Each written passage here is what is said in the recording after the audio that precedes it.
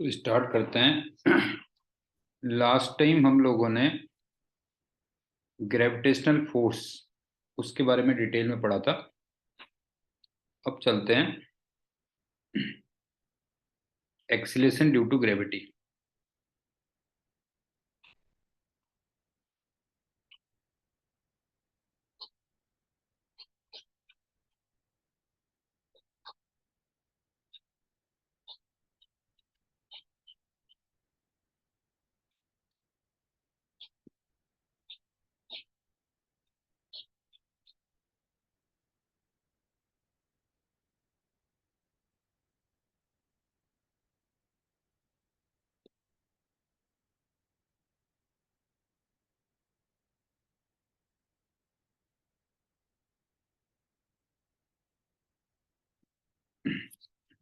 पहली बात, जिसको हम जी से डिनोट करते हैं। दूसरी बात, अगर मैं ऑन द सरफेस ऑफ अर्थ करूं,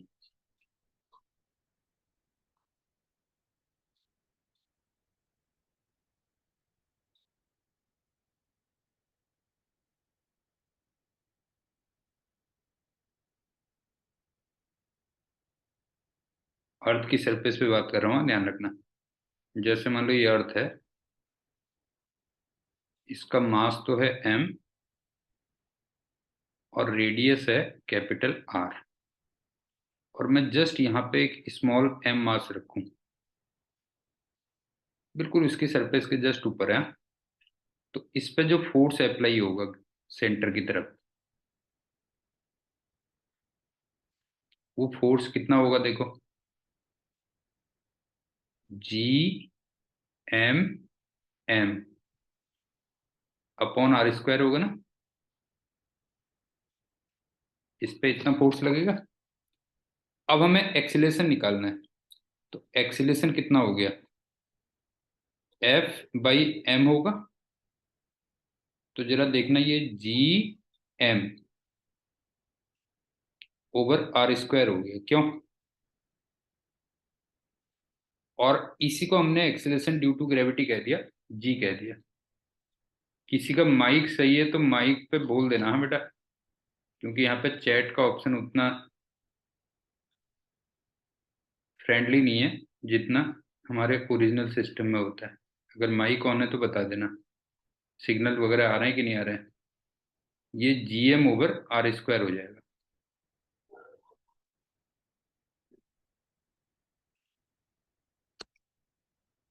क्लियर है? क्लियर है, चलो चैट करके ही बता दो। ये तो क्लियर है बेटा, जो है acceleration due to gravity on the surface of earth. ठीक है ना? ठीक है।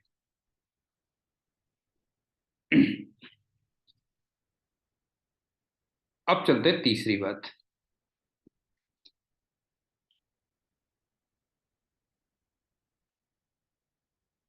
मैंने जी को इतना लिखा, Gm/R²। अब इसमें देखो, जी, कैपिटल जी, ये तो एक यूनिवर्सल कांस्टेंट हो गया ना। नहीं, तो ये तो एक यूनिवर्सल कांस्टेंट हो गया। तो इसका मतलब जो स्मॉल जी है, it is function of mass of earth और रेडियस ऑफ अर्थ, हो गया इसको गया। मतलब एक तरीके से मास और आर, ये ऑफ अर्थ कह लो,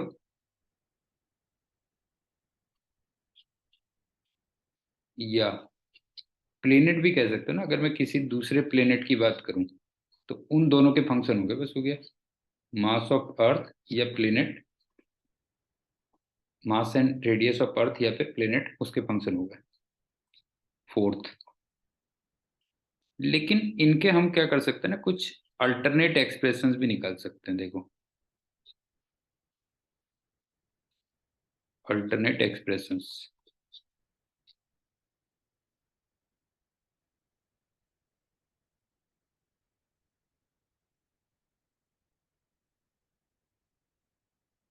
जैसे सिंपल सा देखो, जी की value proportional to M upon R square है।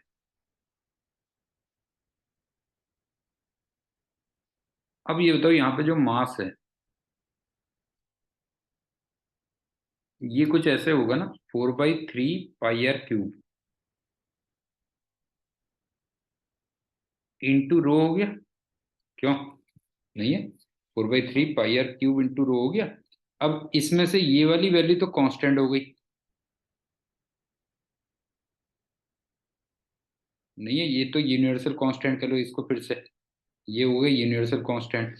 इसका मतलब जी प्रोपोर्शनल टू क्या हो गया होता जो है, जी प्रोपोर्शनल टू अगर देखोगे तो ये बन गया R³ rho upon R square, या G proportional to rho into R आ गया। तो मेरे ख्याल से ये भी समझ में आ गया होगा।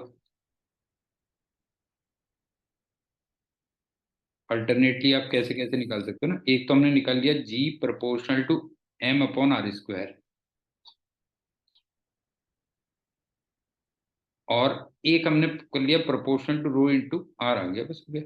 तो इस पे बेस्ड भी क्वेश्चंस आते हैं कई बार, ये ध्यान रखने से इस टाइप से आप चेंज कर करके इस पे बेस्ड भी क्वेश्चंस आते हैं। जैसे एग्जांपल देखना। गुड इवनिंग उज्जवल।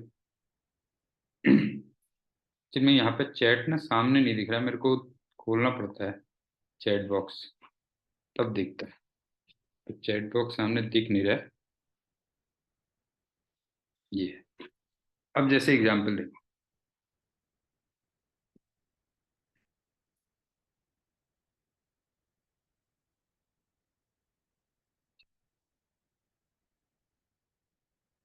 अर्थ में, अर्थ की सरफेस की बात कर रहा हूं मैं। इसमें तुम जानते ही हो जी की वैल्यू 9.81 मीटर पर सेकंड स्क्वायर होती है।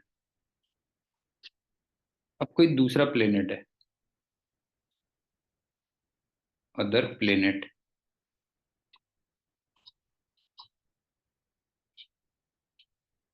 अब उसकी तुम्हें रेडियस तो दे रखी है 2 टाइम्स,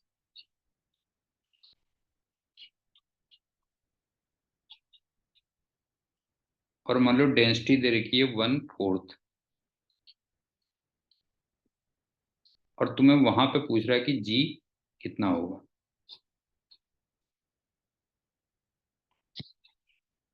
क्वेश्चन समझ में आ रहा होगा किस टाइप के बनते हैं बेटा जो है। तो अभी मैंने बनाया ना कि जी प्रोपोर्शनल टू हमने क्या निकाल लिया था, जब रो और आर दिया है तो ये रो इंटू आर था। क्यों रो इंटू आर था? अब रो को हमने कर दिया 1/4 टाइम्स, और आर को हमने कर दिया 2 टाइम्स। क्यों 2 टाइम्स? इसका मतलब जो जी की वैल्यू आएगी वो तुम्हें दिख ही रहा होगा, 1/2 टाइम्स हो गई, बस हो गया। क्यों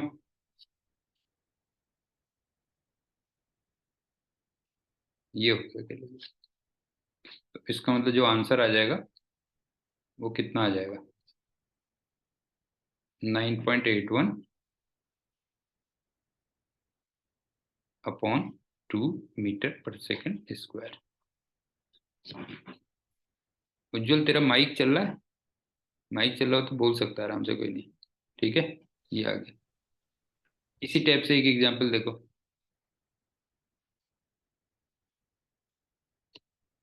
कि कोई दूसरा प्लेनेट है।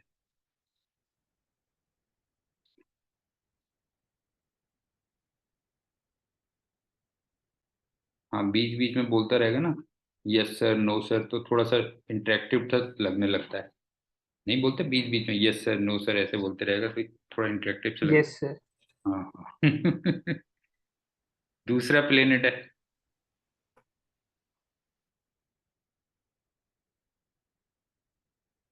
इसका मास मान लो 2 टाइम्स है, और रेडियस मान लो 4 टाइम्स है। ठीक है, और इसकी सरफेस पे तुम्हें जी की वैल्यू निकालनी है, फाइंड करनी है कितनी होगी। तो ये भी हम ऑलरेडी निकाल चुके थे ना, जी प्रोपोर्शनल टू क्या था, एम अपॉन आर स्क्वायर, क्यों? ये था। अब एम को हमने कर दिया 4 टाइम्स, और आर स्क्वायर भी फिर 4 टाइम्स हो जाएगा, क्यों?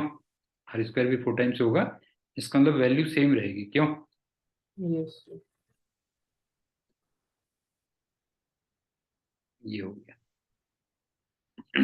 तो मेरे ख्याल से ऑन द सरफेस ऑफ अर्थ या फिर कोई भी प्लेनेट, उसमें जो जी की वैल्यू होती है वो G capital M upon R square होती है। उसमें से जो कैपिटल जी है वो तो यूनिवर्सल कांस्टेंट हो गया, तो इसका मतलब G proportional to M upon R square होता है। और अगर मैं मास को वॉल्यूम इंटू डेंसिटी में कन्वर्ट करूं, तो फिर ये G proportional to rho into R के इक्वल आ जाता है, ऐसे कैलकुलेशन किया जाए ये। अच्छा, अब कोई, अच्छा हाँ सॉरी, इसमें एक काम कर रहा हूँ मैं, इसको भी ना 2 टाइम्स कर दे रहा हूँ। अब ठीक है ना?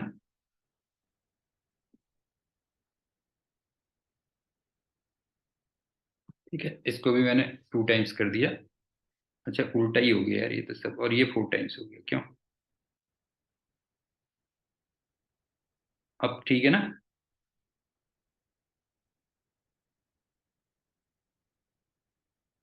अब तो सही है। मास को मैंने 4 टाइम्स कर दिया और रेडियस को 2 टाइम्स कर दिया, तो ये हो गया। अब सही है ना आंसर? तो ऑन द सरफेस ऑफ अर्थ मैंने तुमसे बताया कि जी की वैल्यू, स्मॉल जी की value capital G M over R square थी, या proportional to M upon R square थी, और मास को अगर मैंने डेंसिटी इंटू वॉल्यूम कर दिया तो फिर G proportional to rho R आ गया, ये कह लिया। अब चलते हैं next, variation in the value of G. Variation in the value of जी।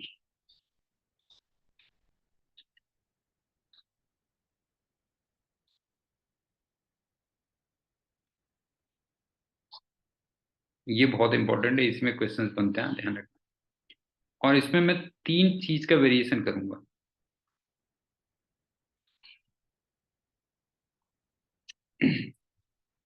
एक तो हाइट के साथ में,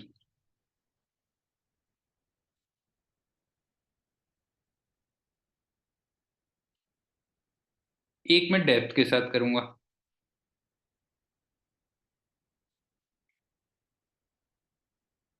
और तीसरा मैं करूंगा कि रोटेशन ऑफ अर्थ का क्या इफेक्ट आता है।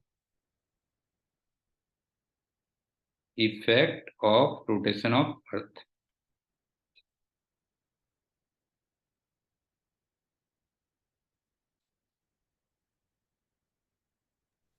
सर, हाँ बोलो।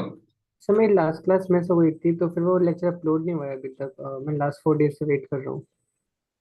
अरे वही तो प्रॉब्लम चल रही है एक्चुअल में। हाँ प्रॉब्लम हाँ। ना वही चल रही है बेटा। तो वो ओके सर। हो जाएगा वो, समझ गए ना? इसीलिए तो बीच में हो गया था, वो अपलोड नहीं हो पा रहे हैं, लेक्चर्स अपलोड नहीं हो पा रहे हैं। तो वो, बट ओके वो रोज कहते हैं कि आज होगा कल होगा, इसीलिए फिर मैं जूम पे आया हूँ ना, मजबूरी हो गई जो है। तो हो जाएगा वो, लेकिन मे भी हो सकता है 1-2 दिन लगे जो। लेकिन उसका बहुत ज्यादा इससे लिंक नहीं है, मतलब आज के लेक्चर से उतना ज्यादा लिंक नहीं है। तेरे को ओके सर। लग भी रहा होगा बहुत ज्यादा लिंक नहीं है, क्यों? Yes sir. है ना, उतना ज्यादा लिंक नहीं है इसका जो है। तो नेक्स्ट हम चलते हैं variation in the value of g, height के साथ में, डेप्थ के साथ में, और effect of rotation of earth का। सबसे पहली बात,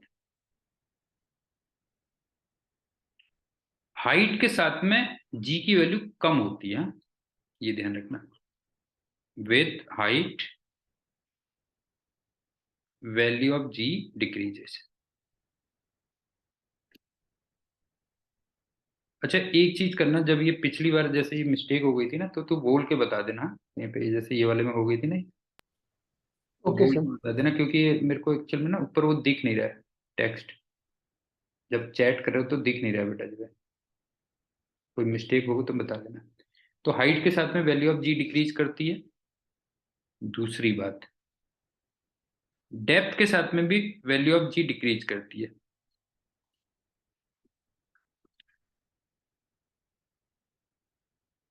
और तीसरा पॉइंट, इन्हीं को हम बेसिकली पढ़ेंगे जो है रोटेशन के साथ में, रोटेशन का जो इफेक्ट आता है वो ये होता है कि पोल पे जी की वैल्यू मैक्सिमम होती है, होने का बहुत कम वेरिएशन होता है, पोल पे जी की वैल्यू मैक्सिमम है और इक्वेटर पे ये वैल्यू मिनिमम है।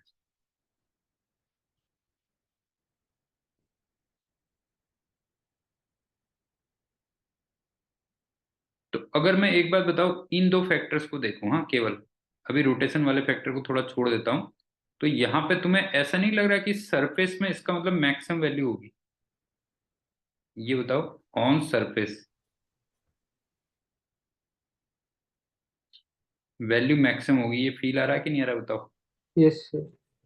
ये हो गया, बस हो गया, समझ गए ना, सरफेस पे मैक्सिमम वैल्यू है, फिर हाइट के साथ वैल्यू कम होती जा रही है और डेप्थ के साथ वैल्यू कम होती जा रही है, और अगर मैं रोटेशन इफेक्ट को कंसीडर करूं तो फिर पोल पे मैक्सिमम होगी और इक्वेटर पे मिनिमम होगी। तो अब ये तीनों इफेक्ट्स को हम पढ़ते हैं, बस हो गया। तो सबसे पहले चल रहा हूं मैं विथ हाइट।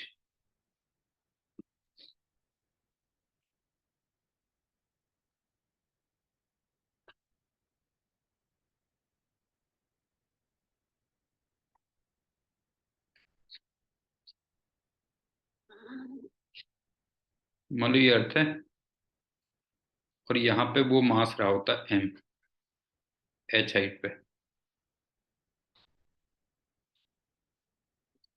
और ये इसकी आर रेडियस है। अब ये बताओ, इस पे यहाँ पे जो फोर्स लगता वो कितना नहीं होता, G M M upon R plus H, इसका होल स्क्वायर, ये नहीं होता तब जो है, नहीं है यहाँ पे इतना फोर्स लगता ना एच साइड पे, ये फोर्स लगता कि नहीं लगता तब जो है, यस सर। ये हो गया। तो इसका मतलब यहाँ पे जो एक्सेलेरेशन होगा वो एफ बाई एम हो गया, और उसको मैं यहाँ पे जी डैश वैल्यू कह देता हूँ, ठीक है, यहाँ पे जी डैश कह दे रहा हूँ। तो जरा देखो वो इतनी आ गई ना, G M upon R plus H, इसका होल स्क्वायर, ये आ गई, बताओ जी डैश की वैल्यू। Yes sir. अब सुनो, इसमें कुछ मैं मॉडिफिकेशन कर रहा हूँ, इसको मैं ऐसे लिख रहा हूँ, G dash equal to G M upon R square बाहर ले लिया, तो देखना जरा, ये one plus H by R, इसका होल स्क्वायर आ गया देखो। इस वाले में देखो मॉडिफिकेशन किया है मैंने थोड़ा सा, आर बाहर ले लिए ना उसके, ब्रैकेट के बाहर ले लिया, तो आर स्क्वायर बाहर जाएगा, क्यों? तो ये बन गया ना G M over R square, one plus H by R का होल स्क्वायर, ये बन गया। और ये वाली जो वैल्यू थी, ये क्या थी जरा देखो, ये जी नहीं थी, यस सर। ये जी थी ना, जी का मतलब जो सरफेस पे था, क्यों? तो इसका मतलब जी डैश का फॉर्मूला क्या बन गया बताओ जो है, देयरफॉर जी डैश का जो फॉर्मूला बन गया वो बन गया G upon one plus H by R, इसका होल स्क्वायर हो गया, बस हो गया, ये आ गया।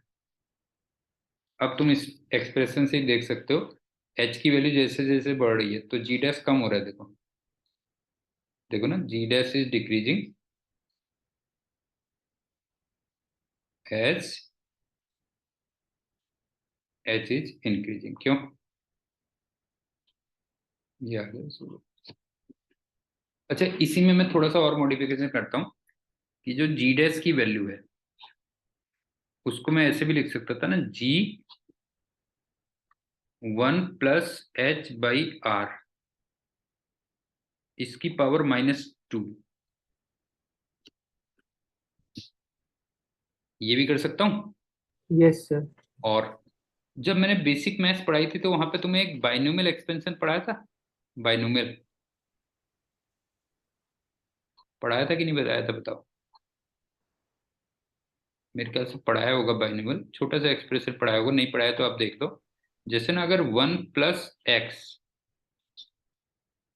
इसकी पावर n है और x very very less than 1 हो, मान लो, तो फिर ये अप्रोक्सीमेटली जो होता है ये 1 + nx में कन्वर्ट हो जाता है।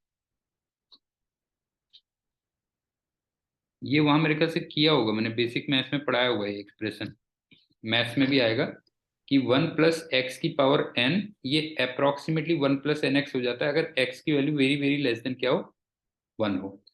तो अगर मैं उसी चीज को यहाँ पे अप्लाई करूं, देखो, उसको अगर मैं यहाँ पे अप्लाई करूं कि अगर h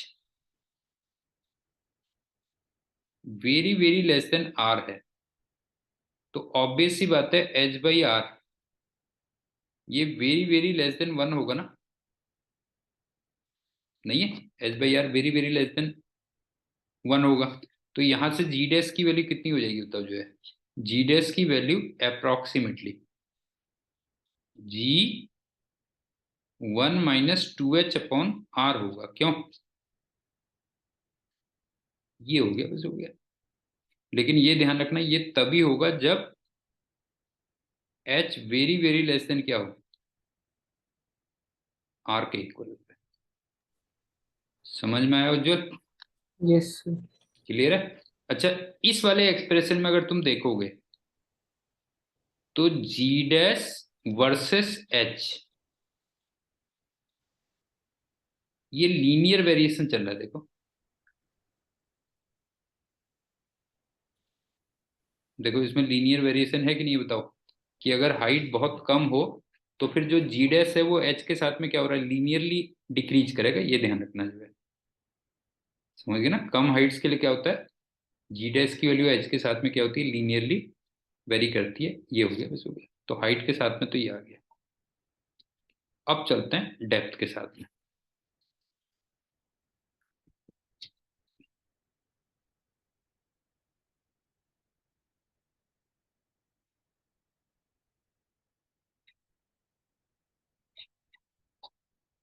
लेकिन उससे पहले ना तुम्हें एक गॉस थ्योरम का स्टेटमेंट पढ़ना पड़ेगा, जो हम 12th क्लास में करते हैं, स्टेटमेंट ऑफ गॉस थ्योरम।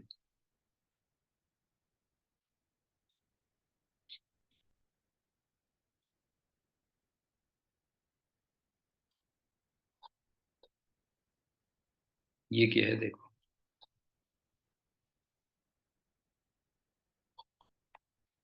मान लो ये कोई सॉलिड स्फीयर है और यहाँ पे मैं एक एम रख दूं और यहाँ पे एक स्फीयर ड्रॉ कर दूंगा। तो एक बात बताओ, ये अंदर वाला मास मान लो एम इन है और इसके बाहर वाला मास एम आउट है।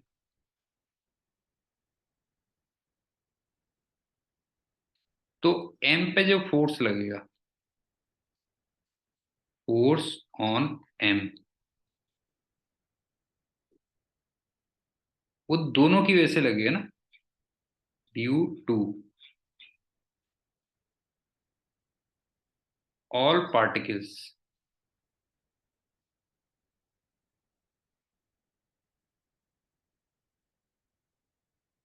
Of M in and M out. बताओ ये होगा या नहीं होगा?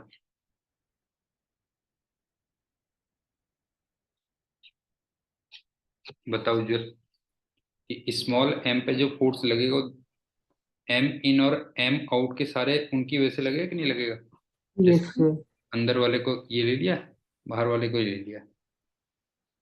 तो गॉस थ्योरम ये कहती है ना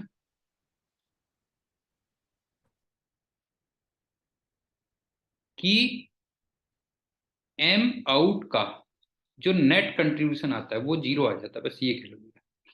मतलब force on small m due to all particles, due to all particles of M out, ये जीरो आ जाता है, बस ये कहती है ये थ्योरम, ये कह देता है। गॉस थ्योरम का स्टेटमेंट समझ में आ गया। एम पे एम इन और एम आउट, इनके जो डिफरेंट पार्टिकल्स हैं वो सारे के सारे फोर्स अप्लाई करेंगे, लेकिन गॉस थ्योरम जस्ट ये कह रही है कि एम आउट के सारे पार्टिकल्स का जो नेट सम आता है वो जीरो आ जाता है, बस ये कह रही है, सिंपल से ये कह रही है। एक तो ये हो गया। दूसरा मैं किसको यहाँ पे यूज करूंगा, ये बताओ कि यहाँ पे जो मास है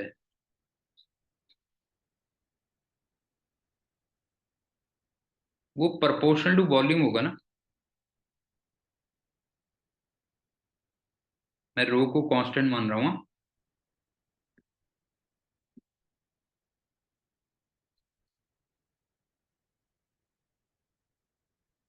अब मैं मास स्फीयर की बात कर रहा हूँ, जो स्फीयर होगा उसकी मास कर रहा हूँ, उसके मास की बात कर रहा हूँ। वैसे भी तुम एक सिंपल सी बात देखो ना कि जो मास होता है वो रो इंटू वी होता है, क्यों, वॉल्यूम इंटू डेंसिटी होता है। और अगर मैंने रो को कांस्टेंट मान लिया तो फिर इसका मतलब मास प्रोपोर्शनल टू वॉल्यूम आ गया। ये पहले भी कर चुके हैं हम लोग, मास प्रोपोर्शनल टू वॉल्यूम, और volume proportional to R cube हो गया, क्यों, नहीं है। इन दो फैक्ट्स को मैं यूज करूंगा डेप्थ के साथ में वेरिएशन निकालने के लिए, कह देते हैं। अब वो देखो कैसे करूंगा। सपोज करो यहां पे मैंने एम मास रखा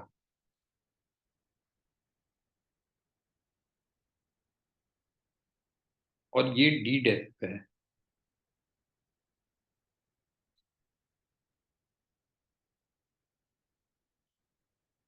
एक बात बताओ, ये केवल इतना जो मास है वही फोर्स लगाएगा ना इस पे, बताओ। ये एम इन है, केवल यही तो इस पे फोर्स लगाएगा कि नहीं लगाएगा, बताओ जो है। Yes force on small M,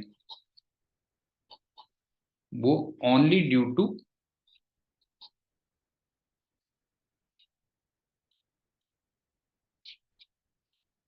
M in लगेगा। ये हो गया, ठीक है।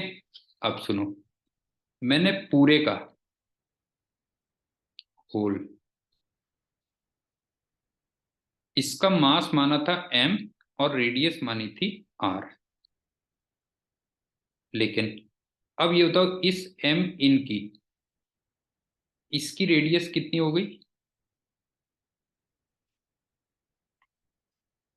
इसकी रेडियस आर माइनस डी हो गई, right,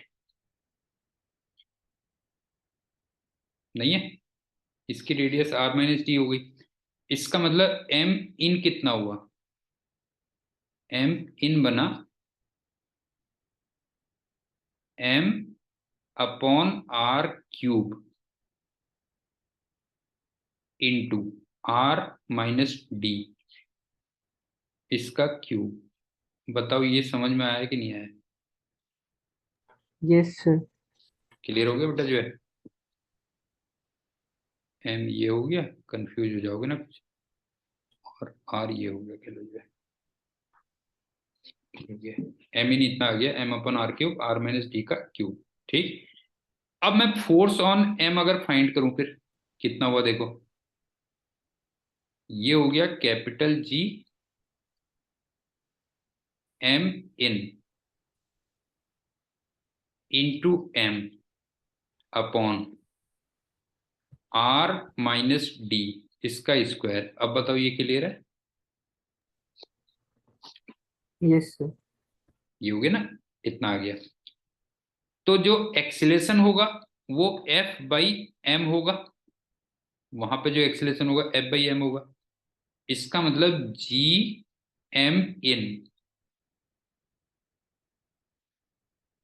upon R minus D, इसका स्क्वायर होगा। अब जरा एम इन की ये वैल्यू रखो और थोड़ा सा कैलकुलेशन करो अपने दिमाग में या कॉपी में। तो जरा देखना ये एक्सलेशन जो निकल के आ रहा है वो इतना आ रहा है कुछ, G M upon R cube 1 - d/r। जरा कैलकुलेशन करके देखो और बताओ ये आ रहा है कि नहीं आ रहा है।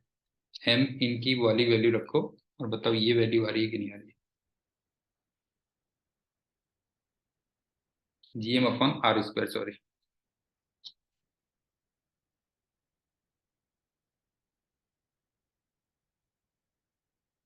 देखो जरा एम इनकी वो वैल्यू रखो और देखो ये आ रही है कि नहीं आ रही है इतनी।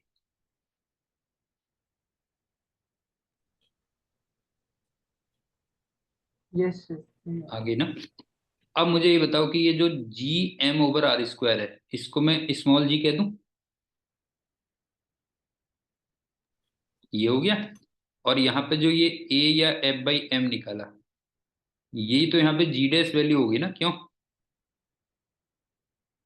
ये वाली जी डैश नहीं आ गई, बताओ जो है ये जी डैश आ गई। तो इसका मतलब यहाँ पे एक्सप्रेशन क्या बन गया बताओ, जी dash equal to g1 - d/r बन गया, बस हो गया। नहीं है, डेप्थ के साथ में ये वेरिएशन बन गया, जी dash equal to g1 - d/r, ये बन गया। लेकिन ये ध्यान रखना ये एग्जैक्ट है, हाँ, इसमें कोई वो नहीं है, ये एग्जैक्ट है। इसमें मैंने कोई बाइनोमियल एक्सप्रेशन कुछ नहीं लगाया है, इसमें बिल्कुल एग्जैक्ट है वैल्यू जो है। और यहां से तुम अगर देखोगे तो जी डैश का डी के साथ में जो वेरिएशन है वो लीनियर है, क्यों? देखो जरा, जी डैश वर्सेस डी, ये देखना जरा लीनियर वेरिएशन है कि नहीं है। ये हो गया, बस हो गया। और एक चीज और बताओ कि सरफेस में डेप्थ कितनी लिखूं मैं? बताओ सरफेस में डेप्थ कितनी होगी? 0? क्यों? Yes sir. सरफेस में डेप्थ की वैल्यू 0 होगी। अगर मैं डी की वैल्यू 0 रखूं तो देखो जी डैश की वैल्यू जी के इक्वल आ रही है, क्यों? ये आ गई। और अगर मैं बिल्कुल सेंटर पे जाऊं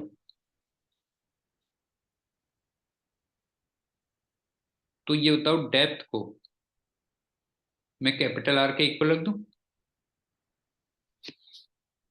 नहीं है, सेंटर पे डी की वैल्यू कैपिटल आर हो जाएगी।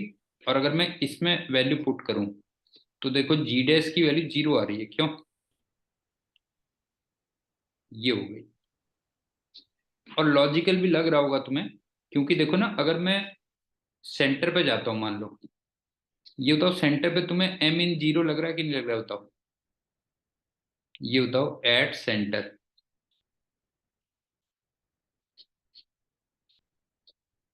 अब तुम्हें एम इन 0 लग रहा होगा, क्यों? तो जब एम इन ही नहीं रहा तो इसका मतलब फोर्स 0 होगा। और जब फोर्स ही नहीं रहा तो इसका मतलब एक्सलेशन 0 होगा। पॉइंट क्लियर हो गया, बताओ कि सेंटर पे जी डैश की वैल्यू 0 और सरफेस पे जी डैश की वैल्यू ऑब्वियस सी बात है किसके इक्वल आ जाएगी, जी के इक्वल आ जाएगी, बस हो गया। तो अब मैं देखो रिवीजन कर दे रहा हूँ क्या क्या आया, हाँ। फिर एक ग्राफ बनाऊंगा तो समझ में आएगा तुम्हें।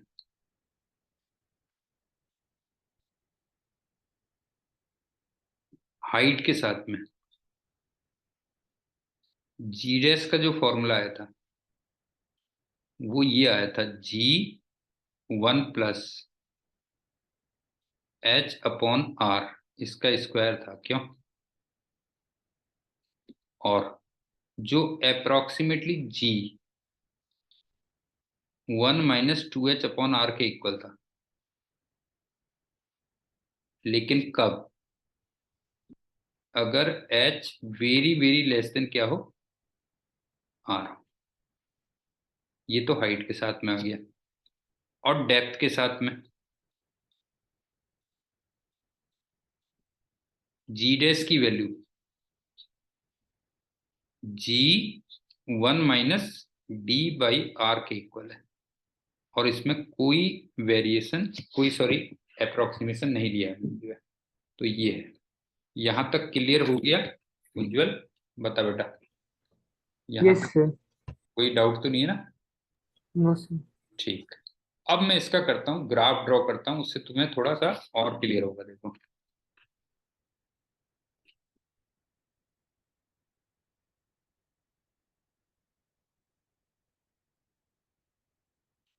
यहां मैं ले लेता हूँ जी डैश की वैल्यू। हाँ, यहां मैं ले लेता हूँ हाइट,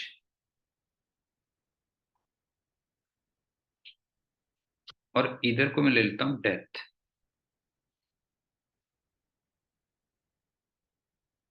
डी, हाइट एच। इसका मतलब ये वाला पॉइंट क्या है बताओ? ये वो पॉइंट है जहां पे डेप्थ भी जीरो है, हाइट भी जीरो है। क्यों? इसका मतलब ये सरफेस है ना। और सरफेस में जी डैश की वैल्यू मैक्सिमम है और जी के इक्वल है। ये हो गया। और डेप्थ के साथ में लीनियर वेरिएशन था, देखो ये इस टाइप का आएगा। ये आ गया वेरिएशन। क्यों? समझ में आ गया? और जहां पे डी इक्वल टू आर है, वहां पे जी डैश की वैल्यू जी जीरो के इक्वल है। क्यों? और ये बन गया सेंटर।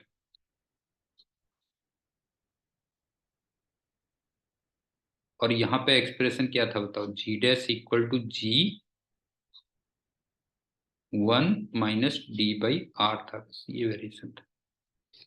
लेकिन हाइट के साथ में ऐसा नहीं है। हाइट के साथ में ना ये ऐसे गिरेगा बेटा, लकड़ी ऐसे गिरेगा जो है। तो हाइट के साथ में ये था G dash equal to G 1 + H/R, इसका स्क्वायर था। क्यों? और जरा देखना G dash tending to zero कब हो रहा है बताओ?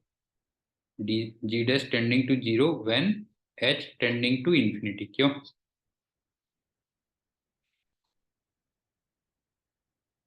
उज्जवल समझ में आया? जी डैश कब टेंड हो रहा है जीरो को बता जो है? जी डैश टेंड हो रहा है जीरो को जब एच टेंडिंग टू क्या हो रहा है बता जो है? इंफिनिटी हो गई। ये कह दो। और एक चीज और, जब ये हाइट में ना बहुत कम हो बेटा, ये वाला जो वेरिएशन है ये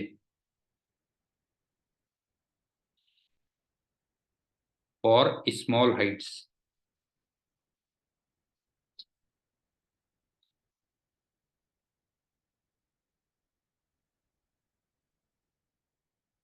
इसको तुम ऑलमोस्ट लीनियर मान सकते हो। समझ गए ना? Almost linear.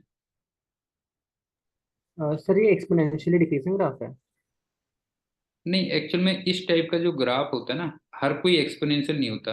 अगर एक्सपोनेंशियल होता तो ई की पावर में आता ना। Yes sir. कई सारे ग्राफ ऐसे होते हैं जो दिखते एक्सपोनेंशियल टाइप के हैं, लेकिन वो एग्जैक्ट एक्सपोनेंशियल नहीं होते। एक्सपोनेंशियल होते तो ऑब्वियस सी बात है ई की पावर में आते जो है, लेकिन उस टाइप का होता है जो है। समझ गए ना? जैसे तू एक सर बार बता मतलब एक भाई। मैक्सिमम हाइट पे वो जीरो हो जाएगा। हाँ, तू एक बार बता ना, वाई प्रपोर्शनल टू, अगर मैं एक्स स्क्वायर लिखूं मान लो, या Y proportional to X cube लिखूं, या वाई प्रपोर्शनल टू x4 लिखूं, तो सभी का ग्राफ अगर तू देखेगा ना करीब करीब जो है, क्यों, पैराबोला टाइप का ही लगेगा। पॉइंट समझ में आ रहा है? बता, सबका ग्राफ तेरे को पैराबोला टाइप का ही लगेगा ना, मतलब यस ऐसे लगेगा। क्यों? अब तू कहेगा पैराबोला है क्या? जो है पैराबोला तो केवल ये वाला है वैसे देखा जाए तो। क्यों? Yes sir. लेकिन ऑलमोस्ट एक जैसे ही लगेगा ग्राफ तेरे को, सबका एक जैसे ही दिखेगा जो है। तो वही चीज यहाँ पर है जो है। इस टाइप के ग्राफ जो होते हैं वो लगते ऐसे हैं जैसे एक्सपोनेंशियल डिक्रीजिंग है, लेकिन नहीं है जो है। तो मेरे ख्याल से क्लियर हो गया होगा ना, इसमें तो कोई डाउट नहीं है, सारे नो फॉर्मूले सर। वगैरह। ठीक। अब इसमें एक क्वेश्चन देखो तो और थोड़ा क्लियर होगा। देखो,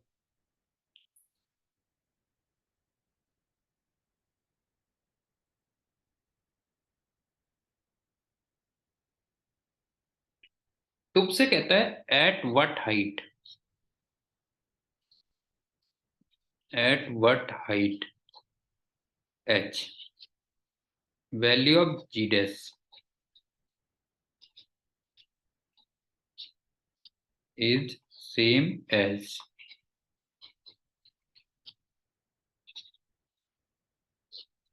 value of G dash at depth D equal to R by two. Question पहले बताओ, ये समझ में आया? किस साइड पे जी डैश की वैल्यू वही है जो depth D equal to R by two पे है, ये तुमसे पूछ रहा है।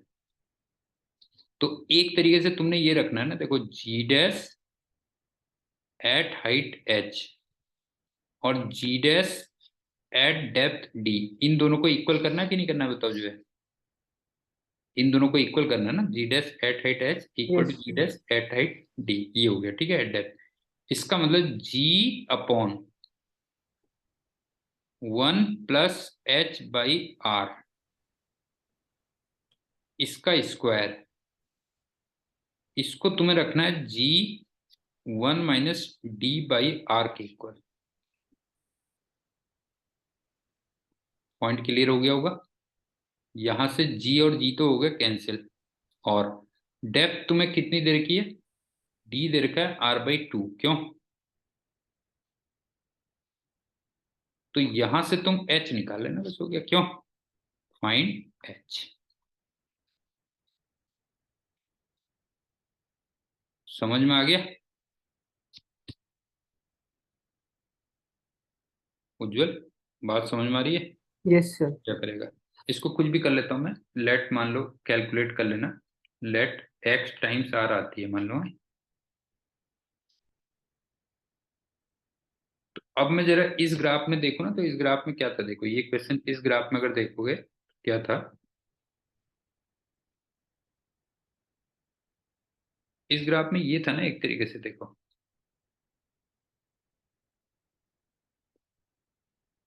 ये वैल्यू देखो इक्वल थी,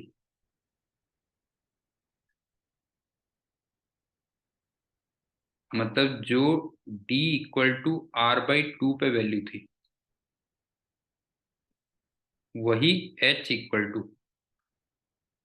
x टाइम्स r पे वैल्यू थी, जरा देखना, ये है इसका मतलब। समझ में आ गया ना? इस ग्राफ से अगर मैं कंपेयर करूं तो क्या बन रहा है जो है, ये हो गया, बस हो गया, ये कह रहे हैं। ये वाली वैल्यू है, इस वैल्यू की बात कर रहा हूं मैं, ये आ गया।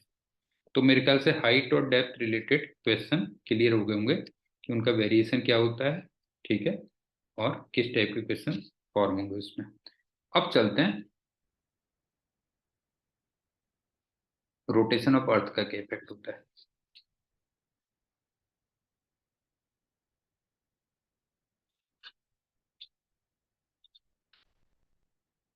रोटेशन ऑफ अर्थ,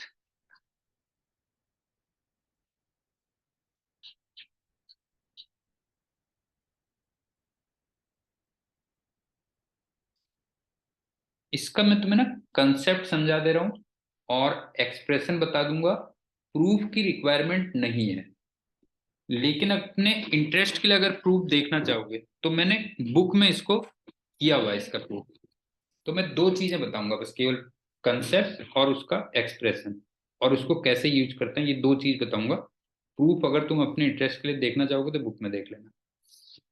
क्या है, सुनो, ये अर्थ है मान लो, हाँ,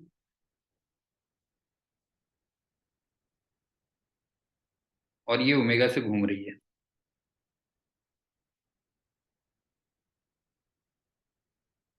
और यहां से फाई एंगल पे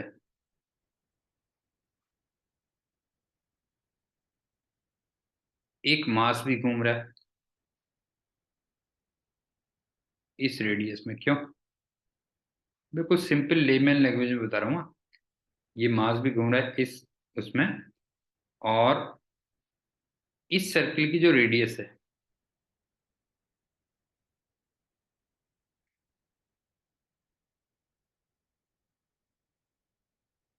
ये कैपिटल आर था, ध्यान रखना। ये कैपिटल आर था, और इस सर्किल की जो रेडियस है वो स्मॉल आर है मान लो, और ये फाई एंगल है। इस सर्किल की जो रेडियस है R equal to R cos phi है, क्यों? ये है।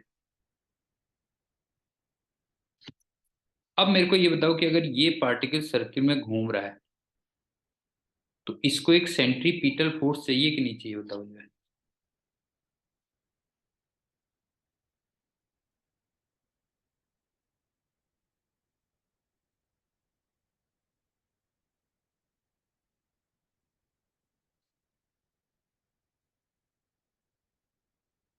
कोई भी चीज अगर सर्किल में घूमती है तो उसको एक सेंट्रीपिटल फोर्स चाहिए होता है कि नहीं चाहिए होता, बताओ मुझे।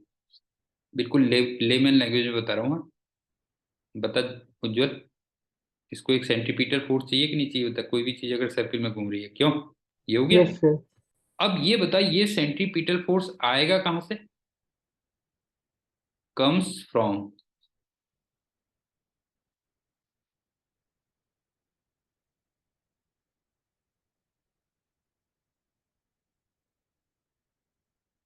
Force on it from earth. भाई और कहां से आएगा, क्यों? नहीं है, जो भी फोर्स अर्थ से लग रहा है तो उससे आएगा कि नहीं आएगा, बता। जो है वहां से कुछ पार्ट निकलेगा, ठीक। तो इसका मतलब तू ये कह सकता है कि therefore net effective force, net effective force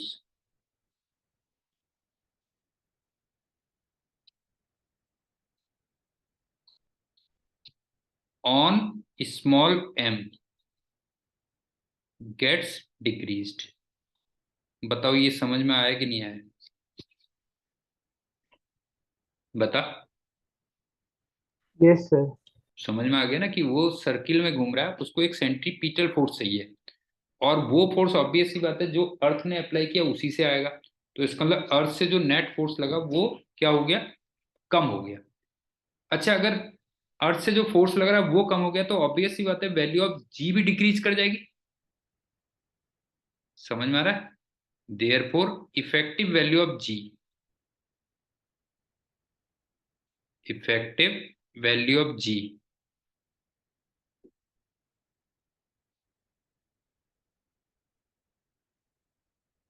also decreases.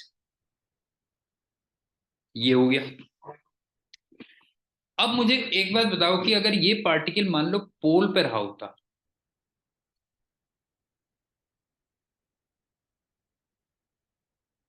तो क्या ये सर्किल में घूमता, बताओ। नो अगर सर। ये पार्टिकल पोल पे रहा होता तो क्या ये सर्किल में घूमता? इसका मतलब पोल पे कोई सर्कुलर मोशन नहीं होता। वैसे भी तुम्हें याद होगा ना, जो पॉइंट्स एक्सिस पे होते हैं वो रेस्ट पे होते हैं, क्यों? No circular motion. इसका मतलब कोई सेंट्रीपिटल फोर्स नहीं चाहिए होता, no centripetal force required.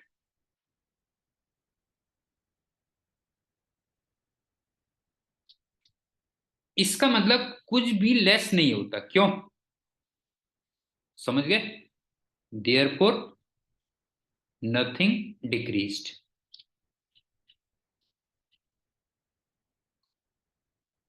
Nothing decrease कहो या जो भी है, चलो, नथिंग डिक्रीज फ्रॉम जी। समझ में आ रहा है, बताओ। कि अगर ये पार्टिकल मान लो पोल पे रहा होता, क्यों? अगर पार्टिकल पोल पे रहा होता तो ऑब्वियस सी बात है वो कोई सर्कुलर मोशन नहीं कर रहा, तो उसको कोई सेंट्रीपिटल फोर्स नहीं चाहिए, तो जी में से कुछ भी नहीं निकलेगा। लेकिन ये बताओ कि अगर यही पार्टिकल इक्वेटर पर रहा होता।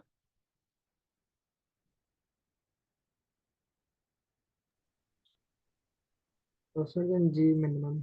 हाँ, तो अब समझ में आ गया। तो ये बताइए सबसे बड़ा सर्किल लेता, यस सर। लार्जेस्ट सर्किल होता, इसका सबसे बड़ा सर्किल होता।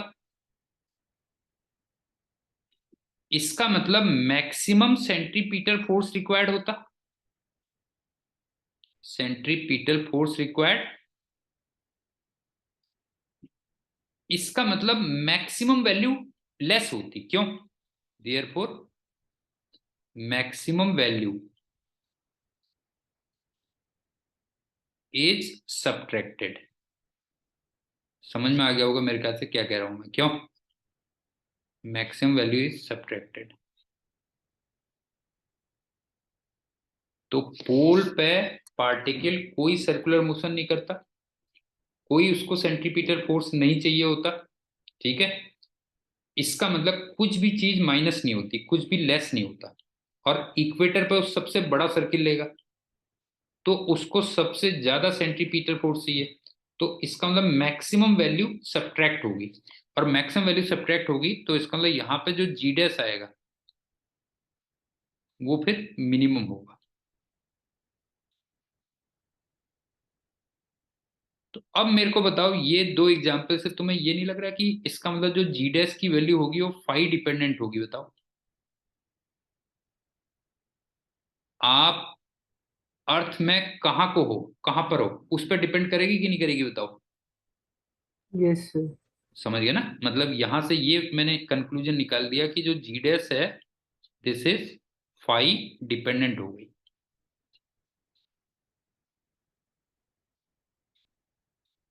तो बस मैं उसी का रिजल्ट दे रहा हूं जिसका प्रूफ नहीं कर रहा हूं, जो है कि फाई पे वो कैसे डिपेंड करता है उसका रिजल्ट। तो मेरे ख्याल से क्लियर हो गया होगा कि अर्थ में जितने भी पार्टिकल्स हैं एक्सेप्ट वो पार्टिकल जो पोल पे हैं, सारे के सारे सर्किल्स में घूम रहे हैं, और हर सर्किल की रेडियस अलग अलग है। इसका मतलब हर पार्टिकल को अलग अलग सेंट्रीपिटल फोर्स चाहिए, और वो सेंट्रीपिटल फोर्स निकलेगा कहां से? ऑब्वियस सी बात है, जो अर्थ फोर्स लगा रही है उसी से कुछ सब्ट्रैक्ट होगा। तो अर्थ से जो इफेक्टिव वैल्यू ऑफ फोर्स होगी वो कम हो जाएगी। तो तुम कह सकते हो इसका मतलब इफेक्टिव वैल्यू ऑफ जी क्या हो जाएगी? वो कम हो जाएगी। और पोल पे कुछ सब्ट्रैक्ट नहीं होगा, तो जी की वैल्यू मैक्सिमम होगी। और इक्वेटर पे सबसे ज्यादा माइनस होगी वैल्यू, तो इसका मतलब जी डैश की वैल्यू क्या हो जाएगी? मिनिमम हो जाएगी। तो इसका जो एक्सप्रेशन आता है ना वो फिर ये आता है, जी डैश की जो वैल्यू आती है वो आती है G minus R omega square cos square phi, ये आती है। ये ध्यान रखना चाहिए, ये एक्सप्रेशन है। अब इसमें देखो क्या क्या इंपॉर्टेंट पॉइंट्स हैं। ओमेगा तुम्हें याद है 2 पाई अपॉन टी होता है, क्यों? ये होता है। तो अगर मैं इसकी वैल्यू रखूं तो ये हो जाएगा ना 2 × 22/7, और टाइम पीरियड का मतलब 24 hours, 36 minute, sorry 60 minute, 60 second, इतना रेडियन पर सेकेंड होगा। बताओ क्लियर है?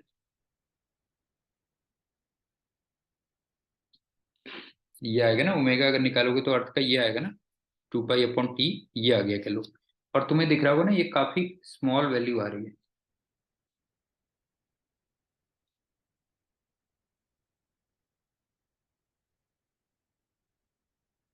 नहीं, काफी छोटी वैल्यू आ रही है, क्यों? तो ऑब्वियस सी बात है फिर R omega square cos square phi, R omega square cos square phi, ये तो और भी छोटी होगी, वेरी वेरी स्मॉल।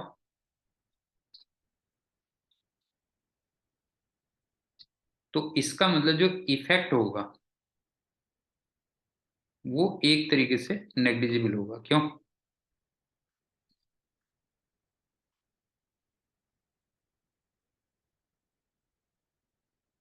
समझ में आया उज्जवल? यस अर्थ के रोटेशन का जो ओमेगा है उसकी वैल्यू बहुत छोटी आती है, तो R omega square cos square phi तो और भी छोटा हो जाएगा। तो इसका मतलब नेट जो इफेक्ट आएगा वो नेग्लिजिबल होगा। दूसरी बात, अब ये बताओ पोल पे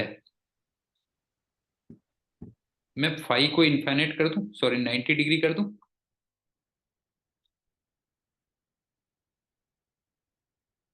नहीं है। फिगर में अगर देखोगे तो देखो फिगर में क्या हो रहा है, फाई की वैल्यू 90 नहीं होगी, बताओ पोल पे। यहाँ पे देखो पोल पे फाई की वैल्यू 90 होगी। और यस अगर सर। मैं फाई की वैल्यू 90 रखूं तो यहाँ पे देखो जी डैश की वैल्यू जी के इक्वल आ रही है। और ऑब्वियस सी बात है ये मैक्सिमम वैल्यू हो गई। और अगर मैं इक्वेटर पे जाऊं तो इक्वेटर पे फाई को मैं 0 डिग्री लिख सकता हूं। इसका मतलब जी डैश की value G minus R omega square हो जाएगी, क्यों? और ये तुम्हें दिख ही रहा होगा, ये मिनिमम वैल्यू होगी। मतलब सबसे ज्यादा सब्ट्रैक्शन हो रहा है, ध्यान रखना। इक्वेटर पे सबसे ज्यादा माइनस हो रही है वैल्यू, तो जी डैश की वैल्यू मिनिमम आ रही है। और पोल पे कुछ चीज माइनस नहीं हो रही है, ठीक है ना, कोई भी चीज माइनस नहीं हो रही है, तो इसका मतलब जी डैश की वैल्यू क्या आ रही है, मैक्सिमम आ रही है, ये कह लेते हैं। तो मेरे ख्याल से ये समझ में आ गया होगा डेप्थ के साथ में वेरिएशन क्या होता है, हाइट के साथ में वेरिएशन क्या होता है, और रोटेशन ऑफ अर्थ का क्या इफेक्ट आता है। और मैंने बताया कि इफेक्ट वैसे क्या होता है, नेग्लिजिबली आता है, लेकिन हमें कंसिडर तो करना ही है, कह लो। अब इसमें एक क्वेश्चन बनता है, सुनो। इक्वेटर पे चल रहा हूँ मैं।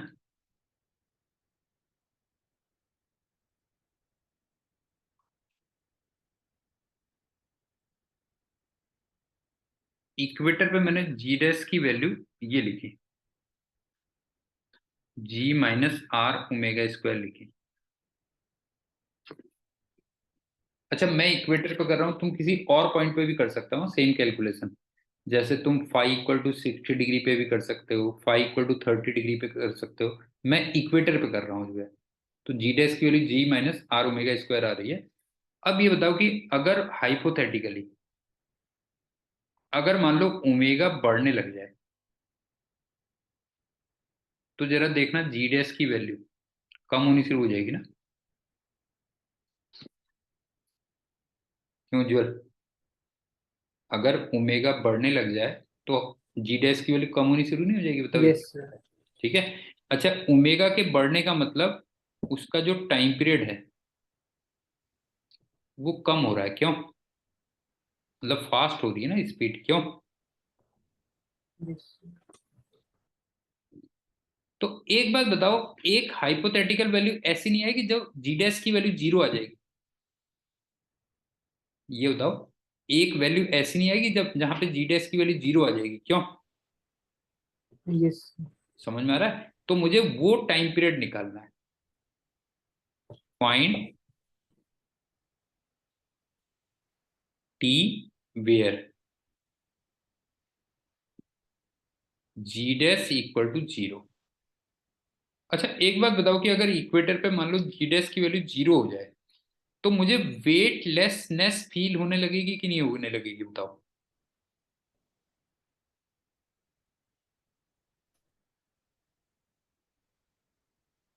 बताओ, अगर मान लो जी डैश की वैल्यू जीरो हो जाए तो तुम्हें वहां पे वेटलेसनेस फील नहीं होने लगेगी, बताओ जो है। Yes sir. अच्छा, एक चीज और सुनो। जी डैश की वैल्यू जीरो होने का मतलब ये है कि अर्थ जितना भी फोर्स लगा रही है वो पूरे का पूरा सेंट्रीपिटल में चले जा रहा है। तो तुम्हारे लिए कुछ बचा ही नहीं फिर। समझ में आया? बताओ क्या हो रहा है जो है। मतलब जहां पे जी डैश की वैल्यू जीरो आ रही है तो उसका मतलब क्या है कि तुम टाइम पीरियड बढ़ाते जा रहे, मतलब टाइम पीरियड कम करते जा रहे हो, तेजी से घुमा रहे हो, तेजी से घुमा रहे हो। इसका मतलब तुम्हें और ज्यादा सेंट्रीपिटल फोर्स चाहिए। तो एक स्टेज ऐसी आ रही है कि अर्थ जितना भी फोर्स अप्लाई कर रही है वो पूरे का पूरा सेंट्रीपिटल में चले जा रहा है। तो तुम्हारे लिए कोई बच ही नहीं रहा है जो है, और तुम वहां पे क्या फील कर रहे हो, बताओ जो है। वेटलेसनेस फील कर रहे हो, बस ये कह लो जो है, इसका ये मतलब है जो है। कैलकुलेशन फिर सिंपल है। यहाँ पे मैं पुट कर दे रहा हूँ। ये बताओ, जी डैश को मैंने जीरो रख दिया, equal to G minus R. Omega को मैंने 2 पाई अपॉन टी रख दिया, क्यों? इसका होल स्क्वायर। तो यहां से जरा चेक करना, टी की वैल्यू 2 पाई रूट r/g आ रही होगी।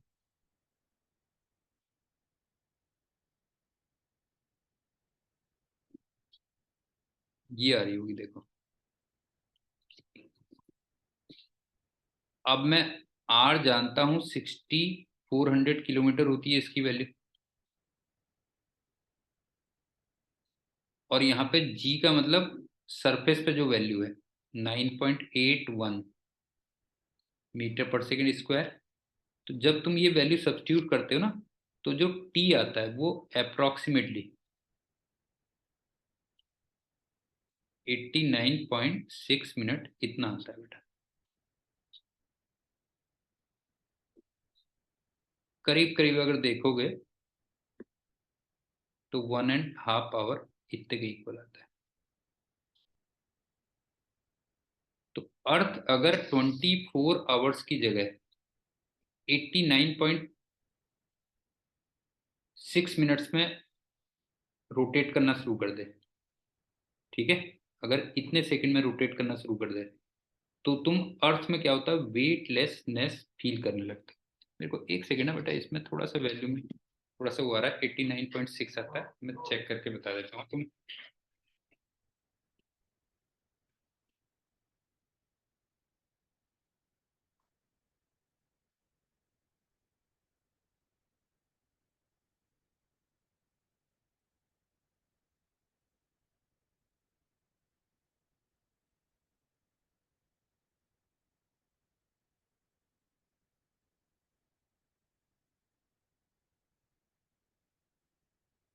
1.4 आवर कह रहा है ये। चलो इसको 1.4 आवर लिखा हुआ है, तो इसको 84.6 84 पॉइंट समथिंग कुछ हो रहा है, ये थोड़ा सा डाउटफुल है। क्योंकि मैंने किताब में जो देखा ना, ये 1.4 आवर दिया हुआ है। ऐसे कर लो चलो, इस टाइप से दिया हुआ 1.4 आवर।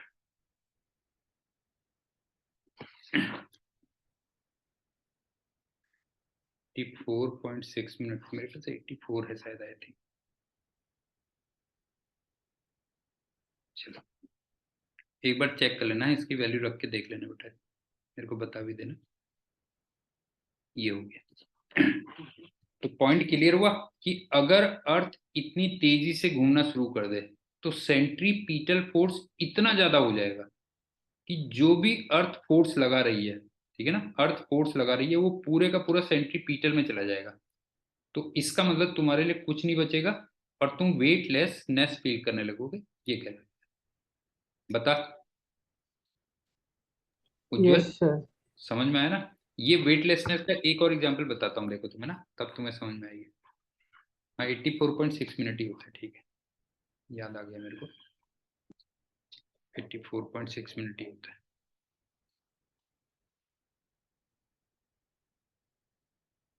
एक बार वैल्यू रख के देख भी लेना है इसको। अब सुनो, तुम्हें ना एक इसका वो एग्जांपल देता हूँ मैं।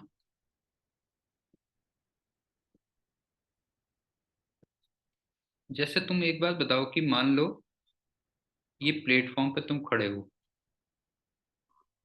और ये प्लेटफॉर्म ए से नीचे जा रहा है। तो तुम्हें याद है यहाँ पे जो नॉर्मल रिएक्शन होती थी, वो mg - ma होती थी। याद आ रहा है, बताओ? यहाँ पे नॉर्मल रिएक्शन ये होती थी ना, mg - ma होती थी। क्यों? ये हमने किया था ना, लॉज ऑफ मोशन वाले चैप्टर में किया था, ठीक।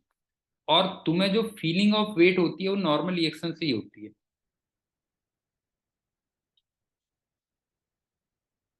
फीलिंग ऑफ वेट यहीं से तो होती है। ये भी मेरे ख्याल से डिस्कस किया था, अगर तुम्हें याद हो। अब इसके पीछे रीजन क्या है, देखो। जब तुम ए से नीचे जा रहे हो, तो तुम्हें कितना फोर्स नीचे को चाहिए, जरा बताओ। ये बताओ, तुम्हें कितना फोर्स नीचे को चाहिए? रिक्वायर्ड फोर्स कितना चाहिए बेटा, ये बताओ। एम ए चाहिए ना? क्यों उज्जवल बता। अगर तू नीचे को जा रहा है तो कितना फोर्स चाहिए तेरे को, नीचे को कितना फोर्स चाहिए, एमएच फोर्स चाहिए कि नहीं चाहिए, बता जो है। Yes sir. ठीक। और ये जो रिक्वायर्ड फोर्स है वो कहां से निकलेगा, बता कहां से निकलेगा। फ्रॉम सर एमजी से निकलेगा। M G. हाँ, समझ गए ना, एमजी से निकलेगा। तो इसका मतलब एक तरीके से तुम्हारे लिए नेट कितना रह गया जिससे तुम्हें वेट फील होगा बेटा जो है, तुम्हें नेट रह गया एमजी माइनस एम ए रह गया। और फिर वही नॉर्मल रिएक्शन हो गई, ये कह लो। समझ में आ गया। अब क्या है सुनो, अगर मान लो बिल्कुल फ्री फॉल हो जाए, ठीक है, अगर फ्री फॉल हो जाए तो उस केस में ए की वैल्यू जी हो जाएगी। तो इसका मतलब रिक्वायर्ड फोर्स कितना होगा बताओ, रिक्वायर्ड फोर्स होगा एम ए या एम जी। इसका मतलब 100% फोर्स, 100% जो एम जी था ये यूटिलाइज हो गया। क्यों,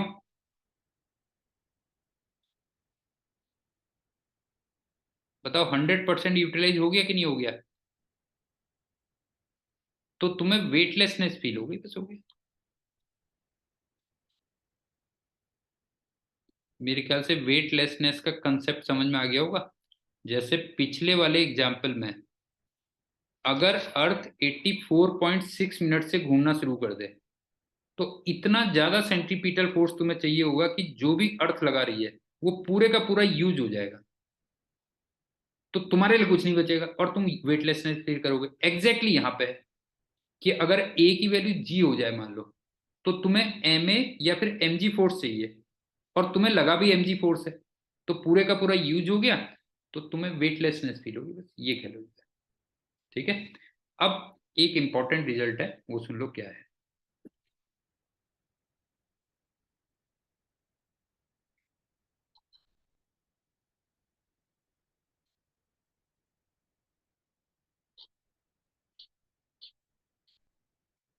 मैंने 2 पाई रूट r/g,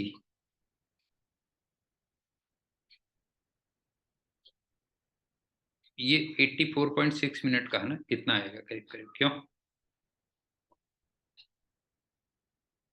तो मैं एक काम करता हूँ, ये वाले एक्सप्रेशन को ना, इसको मैं T1 कह देता हूँ,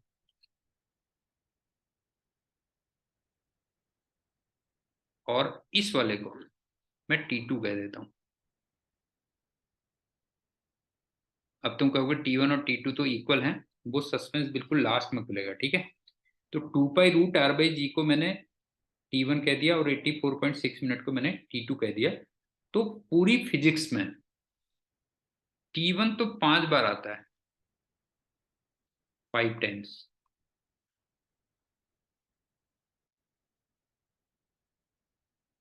और T2 4 बार आता है।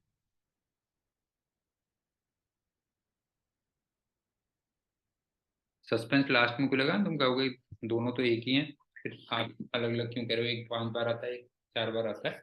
तो सुन लो वो कौन से हैं। सबसे पहला, अगर time period of earth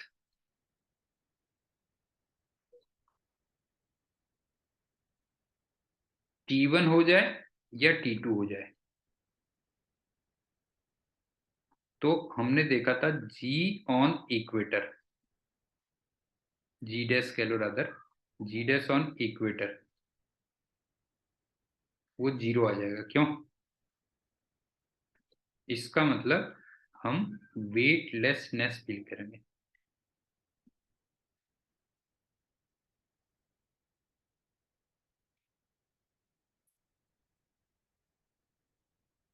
on equator.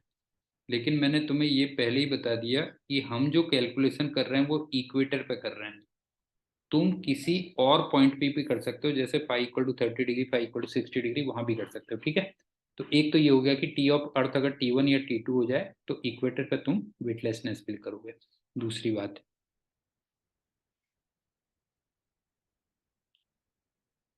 अर्थ के अगर ना बहुत क्लोज कोई सैटेलाइट हो, तो उसका टाइम पीरियड भी T1 या T2 आता है। Time period of a satellite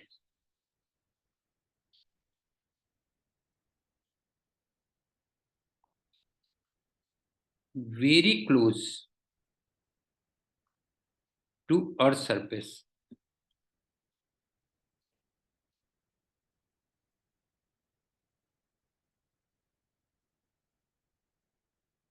उसकी वैल्यू भी T1 कह लो या T2, कुछ भी कह लो, ये होती है तीसरी बात।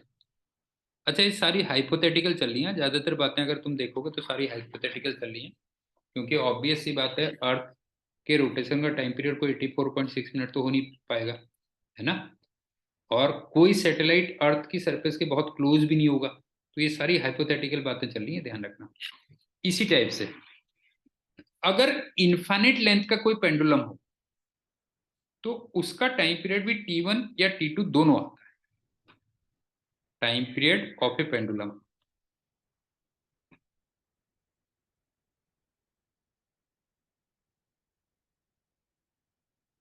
ऑफ इनफाइनाइट लेंथ,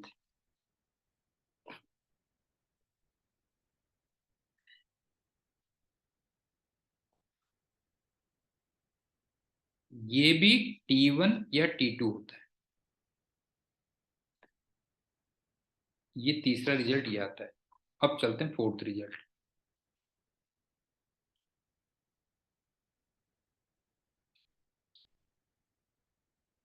सपोज करो ये अर्थ है, और यहां ना मैं कोई भी एक स्मूथ टनल डक कर दूं, ये स्मूथ टनल है।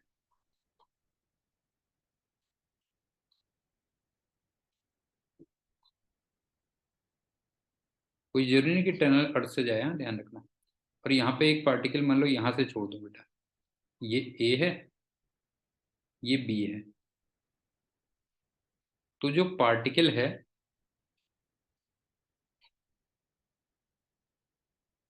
वो बिटवीन ए एंड बी,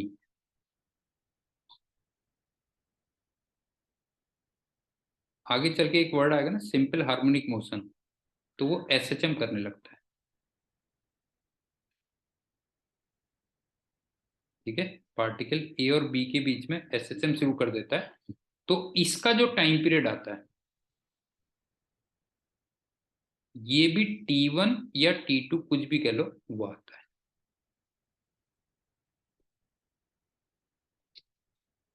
और एक लास्ट पॉइंट, और वहीं पे तुम्हारा सस्पेंस खुलेगा। क्या था? मान लो ये स्मूथ बाउल है, और यहाँ पे तुमने एक ब्लॉक को छोड़ दिया, इसकी रेडियस R है।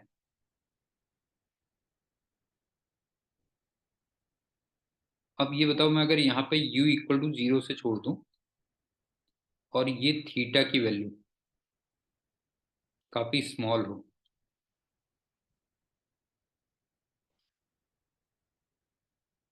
तो एक बात बताओ, तुम्हें लग रहा है ये ऐसे ऑसिलेट करेगा? बताओ उज्जवल, बता, फील आ रहा है कि नहीं आ रहा, बता जो है। एक स्मूथ बाउल है,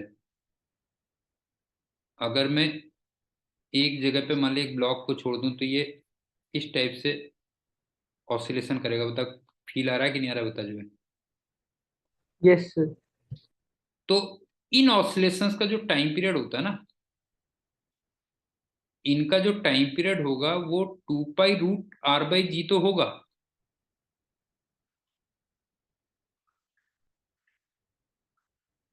लेकिन ये फिर 84.6 मिनट थोड़ी आएगा।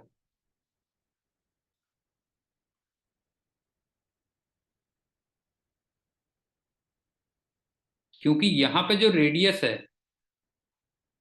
वो कोई 6400 किलोमीटर थोड़ी ली है मैंने। समझ में आया क्या कह रहा हूं मैं? भाई 2 पाई रूट R/G 84.6 मिनट में कब कन्वर्ट होता है? जब रेडियस कितनी लेते हो बताओ, जो है R की वैल्यू कितनी लेते हो, जब 6400 किलोमीटर लेते हो।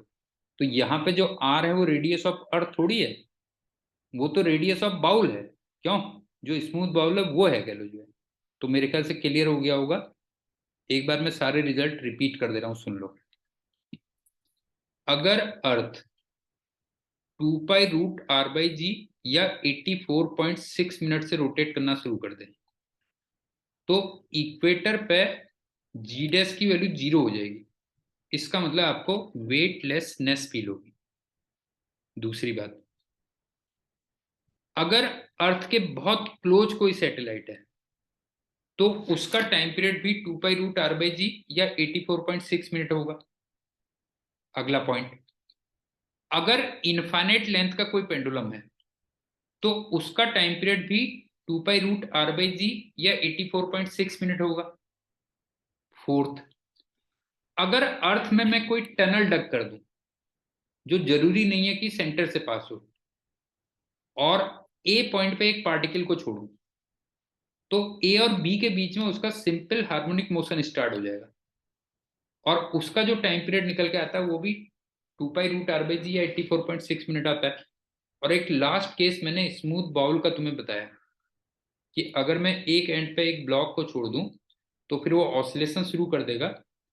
उसका time period 2 pi root r/g तो आएगा, लेकिन वो 84.6 मिनट नहीं आएगा, बिकॉज ये 84.6 मिनट में तब कन्वर्ट होता है जब आर की वैल्यू हम 6400 किलोमीटर रखते हैं। जबकि यहाँ पे जो आर होगा लास्ट वाले में, वो रेडियस ऑफ बाउल होगा, ना कि रेडियस ऑफ अर्थ होगा। और बाकी सारे केसेस में वो रेडियस ऑफ अर्थ जो है। तो पांचों केस क्लियर हो गए? पहले ही बताओ बेटा, जो है पांचों केस में कोई प्रॉब्लम तो नहीं है? उज्जवल, यस सर। क्लियर है ना? Yes sir, clear. क्लियर है ना? तो ये हमारा जी डैश और वो सारी चीजें हो गई खत्म। अब चलते हैं नेक्स्ट, हम चलते हैं ग्रेविटेशनल फील्ड।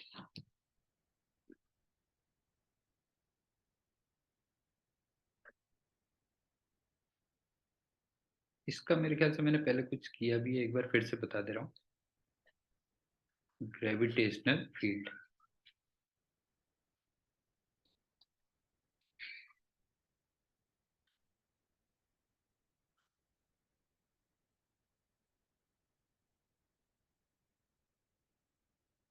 सबसे पहले देखो, अगर मान लो एक मास है ना, या सिस्टम ऑफ मास है,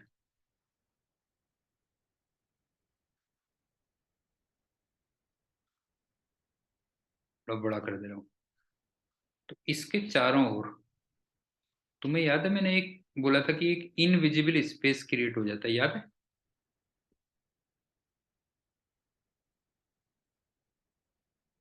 invisible space is created, yes sir. किया था ना हमने पहले मेरे ख्याल से। क्यों? Yes sir. एक इनविजिबल स्पेस क्रिएट हो जाता है, क्यों? ये कैपिटल एम मान ले रहा हूं मैं, हाँ? और इस स्पेस को ही हम कैपिटल एम का ग्रेविटेशनल फील्ड कह देते हैं, called gravitational field of capital M.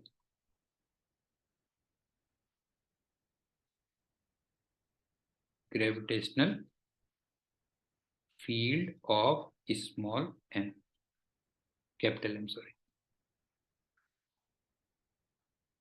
मेरे ख्याल से ये क्लियर होगा कि एक मास या सिस्टम ऑफ मास है, तो उसके चारों ओर एक इनविजिबल स्पेस क्रिएट हो गया, और उसको हमने कैपिटल एम का ग्रेविटेशनल फील्ड कह दिया। ठीक है, अब इसमें होगा क्या? अब सपोज करो मैं एक टेस्ट मास को, हाँ, टेस्ट मास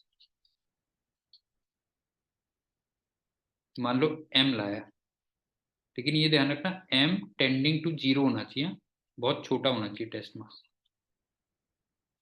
तो एक बात बताओ, ये टेस्ट मास एक फोर्स एक्सपीरियंस करेगा? Will experience a force?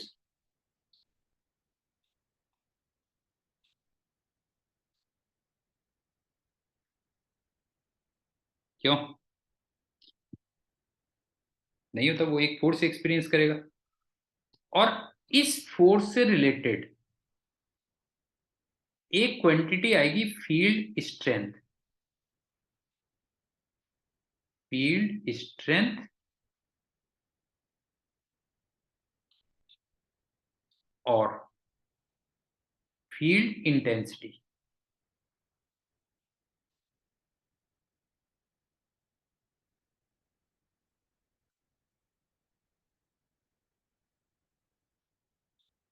और इसको मैं ई से दिखाऊंगा।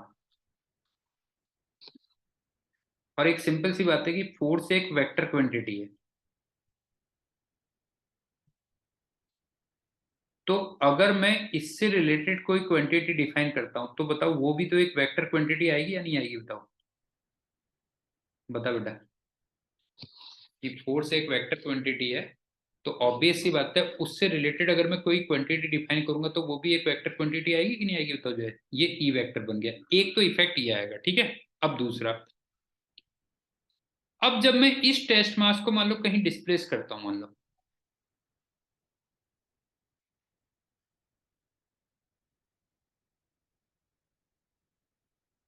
तो ये जो फोर्स मैंने कहा, अच्छा उज्जवल एक बात और बता कि ये जो फोर्स होगा ये कंजर्वेटिव फोर्स होगा ना? Yes sir. सीएफ का मतलब यहाँ पे कंजर्वेटिव फोर्स है, सेंट्रीपिटल फोर्स नहीं है, ध्यान रखना। तो ये कंजर्वेटिव फोर्स होगा। अब आप ये बताओ कि जब मैं इस टेस्ट मास को डिस्प्लेस करूंगा तो ये जो कंजर्वेटिव फोर्स है ये वर्क करेगा ना? Work is done by that conservative force.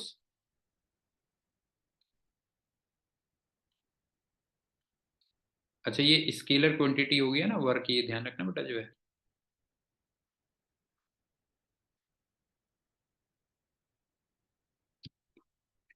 अब इस वर्क से रिलेटेड मैं एक क्वांटिटी और डिफाइन करूंगा और उसको हम बोलेंगे ग्रेविटेशनल पोटेंशियल बोलेंगे। Yes sir. समझ गए ना? उससे रिलेटेड हम जो क्वांटिटी करेंगे तो उसको बोलेंगे ग्रेविटेशनल पोटेंशियल।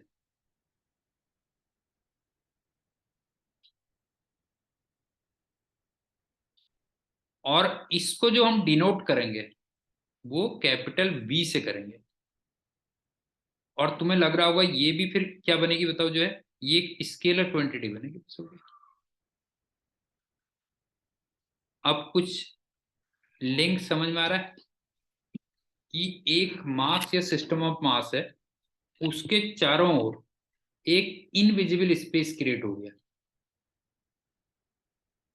अब उसमें होगा क्या कि अगर मैं किसी टेस्ट मास को लेके आऊंगा तो उसमें कंजर्वेटिव ग्रेविटेशनल फोर्स लगेगा और उससे रिलेटेड मैं एक क्वांटिटी आगे चल के डिफाइन करूंगा जिसको ई कहेंगे, ठीक। और दूसरा मैंने कहा कि जब मैं टेस्ट मास को एक पॉइंट से दूसरे पॉइंट पे ले जाऊंगा तो फिर वही कंजर्वेटिव फोर्स एक वर्क करेगा और उस वर्क से रिलेटेड मैं एक क्वांटिटी डिफाइन करूंगा जिसको आगे चल के मैं पोटेंशियल कहूंगा, बस ग्रेविटेशनल पोटेंशियल कहूंगा। ठीक है। तो एक बार देखो मैं रिपीट कर दे रहा हूं क्या था। ये मान लो कैपिटल एम हो गया, हाँ। ये बन गया gravitational field of capital M. Gravitational field of capital M.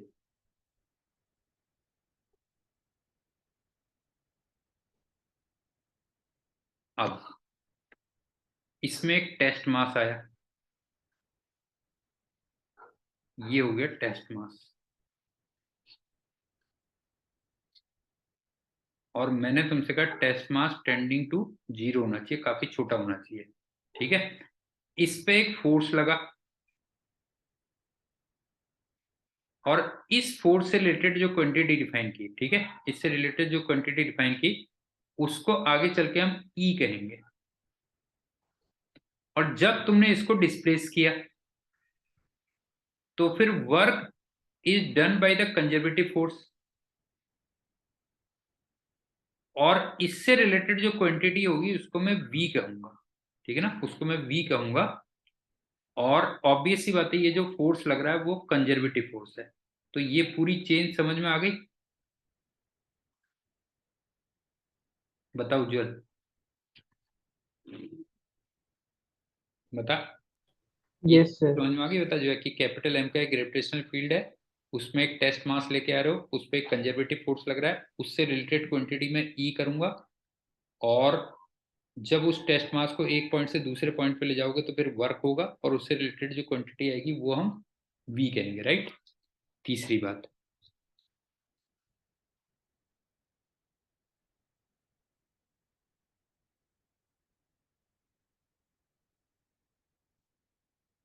अब जो ई की यूनिट होगी ना आगे चल के, ये मैं तुम्हें प्रूव करूंगा कि न्यूटन पर केजी होती है। और वैसे न्यूटन पर केजी तुम देखोगे ना तो मीटर पर सेकंड स्क्वायर ही होगा बेटा। और जो वी होता है ये आएगा जूल पर केजी। अच्छा एक बात बताओ, ये न्यूटन पर केजी से तुम्हें कुछ ऐसा नहीं लग रहा ये आगे चल के फोर्स पर यूनिट मास बनेगा? यूनिट से भी कई चीज पता चल जाती है ना बेटा। बताओ ऐसा लग रहा है कि नहीं लग रहा है? Yes sir. नहीं है, आगे चल के तुम्हें पता चलेगा ना कि फोर्स पर यूनिट मास हो गया। और फोर्स से रिलेटेड ही तो क्वांटिटी ई होती थी। नहीं है, फोर्स से रिलेटेड क्वांटिटी तो ये होती थी। और इससे तुम्हें क्या लग रहा है बताओ? ये तुम्हें क्या लग रहा है, ये क्या बनना चाहिए आगे चल के? वी क्या बनना चाहिए बताओ जो है? Work done. Work done per unit mass. हाँ, work done per unit mass.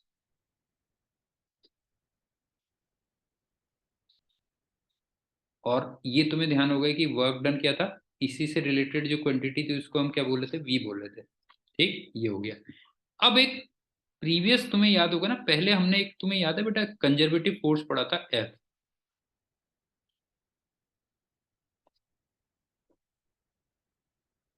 और इसकी पोटेंशियल एनर्जी पड़ी थी यू। याद आ रहा है बताओ? Yes sir.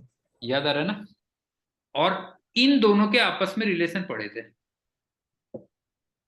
Yes sir. Relation between them.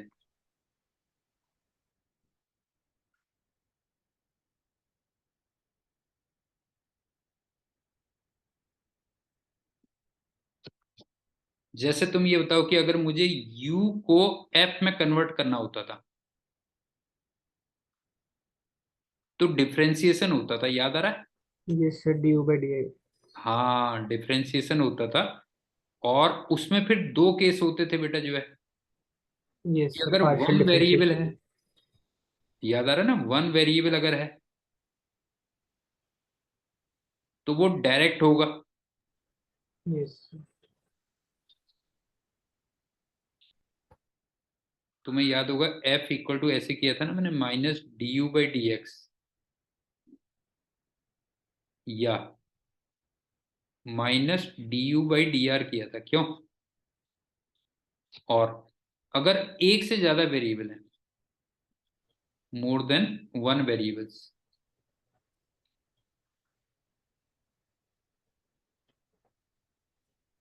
तो फिर पार्शियल डिफरेंशिएशन बताया था अगर तुम्हें याद हो। Yes sir. और अब फिर उसमें प्रॉपर एक वेक्टर का साइन आ जाएगा, क्यों? f equal to minus del U upon del X I cap plus and so on चलता था, मेरे ख्याल से याद आ गया होगा, क्यों? u को अगर f में चेंज करना है तो हम क्या करते थे? डिफरेंशिएशन। और अगर मुझे f को u में कन्वर्ट करना है, इंटीग्रेशन। हाँ, तो उस केस में इंटीग्रेशन होता था। लेकिन हर इंटीग्रेशन के साथ तुम जानते हो एक कांस्टेंट ऑफ इंटीग्रेशन आता है। और उसको फाइंड करने के लिए कुछ लिमिट दी होती है। सब याद आ गया कि नहीं आ गया बताओ? Yes sir. नहीं है, उसको फाइंड करने के लिए हमें क्या होता था, कुछ लिमिट चाहिए होती थी, ये कह लो जो है। ठीक, तो एग्जैक्टली क्या होगा ना, यहां पे भी उसी टाइप का होता है बेटा जो है। मतलब ई और वी के बीच में बिल्कुल सेम रिलेशन चलते हैं। फिफ्थ में तुम कह सकते हो ई एंड वी के बीच में आपके सिमिलर टाइप के रिलेशन चलेंगे, बस हो गया।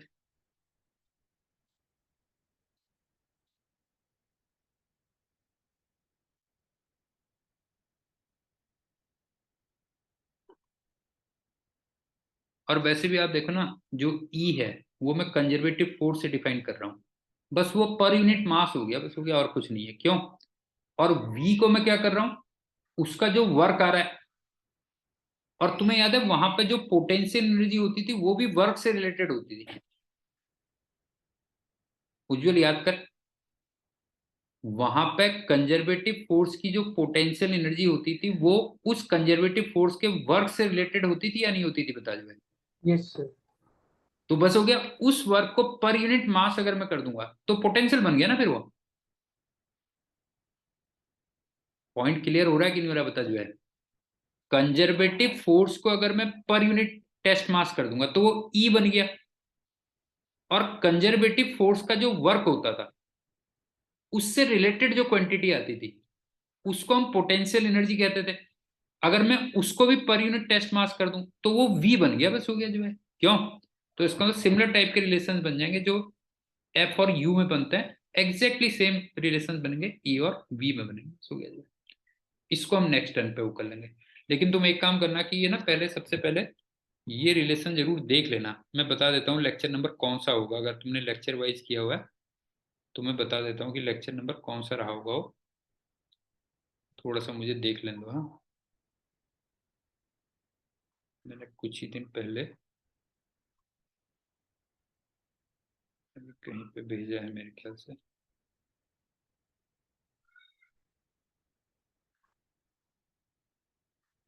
हम्म,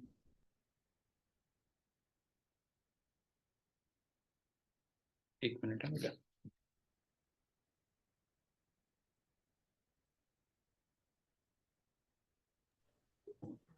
सो लेक्चर नंबर 59।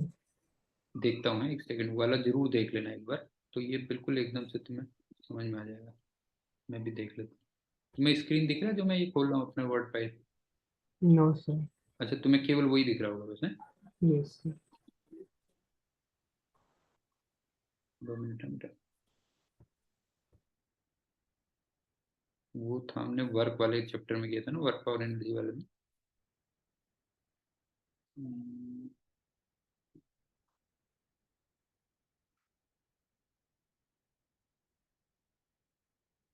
हाँ बिल्कुल सही कहा।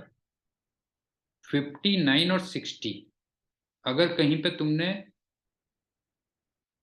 लेक्चर वाइज वो किए हुए हैं तो लेक्चर नंबर 59 और 60 जरूर देख के आ जाना, ठीक है? Yes sir.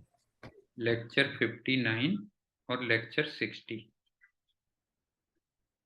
ये दोनों कर लेना। तो बाकी चलो करते हैं फिर नेक्स्ट टर्न में। अब मेरे ख्याल से अब प्रॉब्लम नहीं आएगी, क्योंकि अगर सिस्टम में प्रॉब्लम आएगी भी ना तो मैं ये अब जूम से कर लूंगा। सिस्टम अपडेट हो जाएगा 1-2 दिन में आई थिंक, फिर मैं जूम से कर लूंगा, ठीक है? Okay sir. ओके फिर है बेटा, bye. Okay sir, bye. Thank you, bye.